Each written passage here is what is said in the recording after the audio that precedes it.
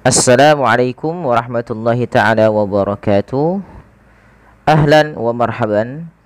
Kembali lagi bersama kami di Ngaji Yufi.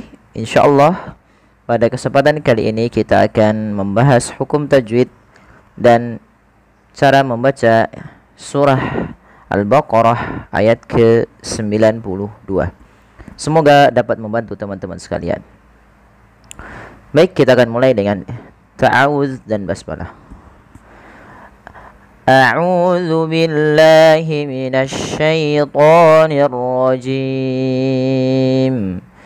بسم الله الرحمن الرحيم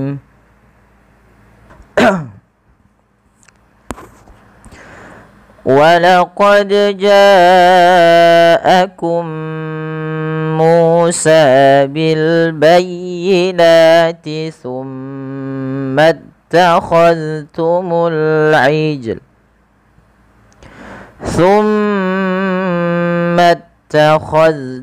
العجل من بعده وأنتم ظالمون.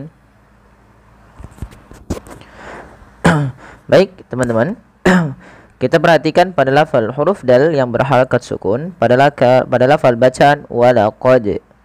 Di sini huruf dalnya harus kita pantulkan bunyinya. Karena apa? Kenapa? Karena dia huruf qalqalah. Dal memiliki salah satu sifat qalqalah yang artinya ittirab atau memantul, ya, ada getaran dan pantulan. Maka ketika membacanya huruf dal ini wajib mantul. Dan kesalahan yang terjadi di dalam membacanya adalah tidak memantulkan huruf dalnya. Contoh walaqad ja'akum, sehingga dia terdengar seperti mengidghamkan ke huruf jim. Ini kurang tepat. Atau yang kedua menambahkan hamzah walaqad misalkan begitu. Itu juga salah dan tidak tepat. Sehingga yang tepat bagaimana? Yang tepat adalah dia kita pantulkan suaranya sembari mengalir suaranya. Walaqad seperti itu. Kemudian pada lafal ja'akum, panjangkan huruf ja-nya sepanjang 4 harokat atau 5 harokat, karena ja di sini adalah mad wajib muttasil. Nah, biasanya teman-teman dia ditandai dengan ada tandanya seperti ini. Bila kita dapati tanda seperti ini, biasanya ada dua kemungkinan. Dia kita panjangkan 4 harokat atau 5 harokat, atau dia kita panjangkan 6 harokat. Itu untuk mad lazim. Nah, ja ini panjang disebabkan karena adanya hamzah yang datang setelah hurufnya dan dia terdapat pada satu kata. Maka kita membacanya panjangkan 4 harokat. Walaqad ja'akum. Nah, seperti itu. Kemudian ketika kita dapati di sini ada mim mati bertemu mim, teman-teman, maka suara mim yang pertama masukkan kepada mim yang kedua.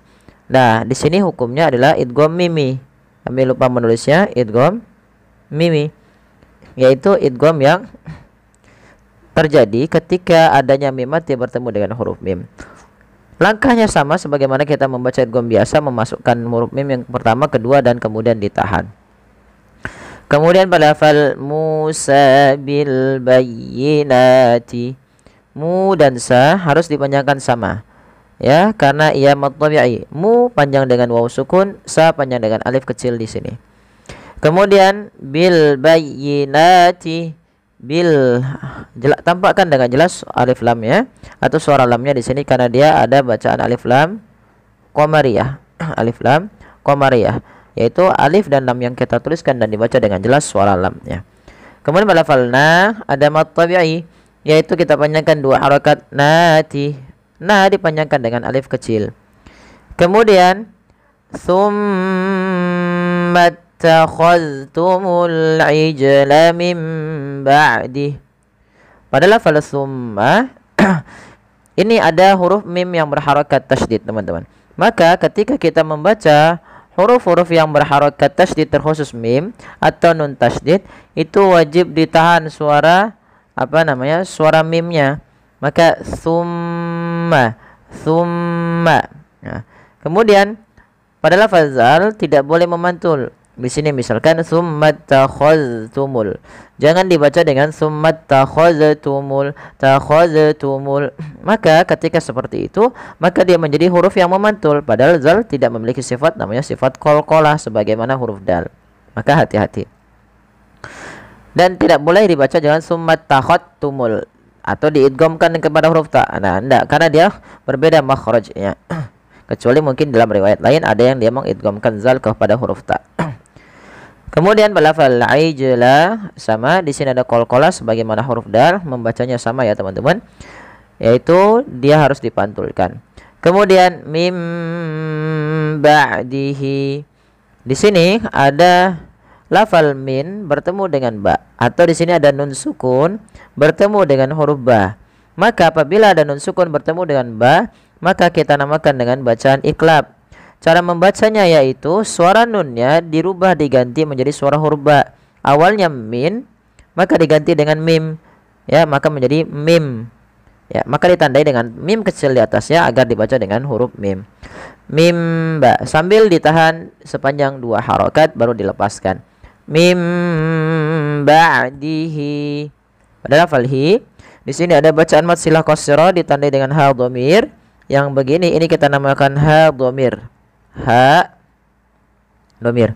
Kalau di dalam bahasa Arab itu adalah huruf a yang menunjukkan kata ganti orang pertama, yaitu untuk dia. Maka mim ba'dihi setelahnya, atau biasa dikatakan diartikan dengan nya. Maka di sini biasanya kalau ada tanda seperti ini, ada tanda yang begini atau waw kecil setelah huruf ha, dia namakan mad silah qasirah dalam rasm Utsmaninya. Kemudian wa antum, ada nun sukun yang tidak berharokat bertemu ta, kita baca dengan bacaan ikhfa, yaitu cara membacanya menyamarkan suara nunnya kepada huruf ta. Wa antum, ya seperti itu. Wa antum. Kemudian jelaskan suara mimnya karena dia izhar syafawi. Kemudian zalimun, ada mad tabi'i, dha bertemu dengan alif. Kemudian pada lafal mun, yaitu mad arid disukun yang sudah kita jelaskan. Ya, summa takhaztumul ijla min ba'dihi wa antum zalimun. Wa antum zalimun. Nah, seperti itu teman-teman. Baik, semoga sedikit bermanfaat.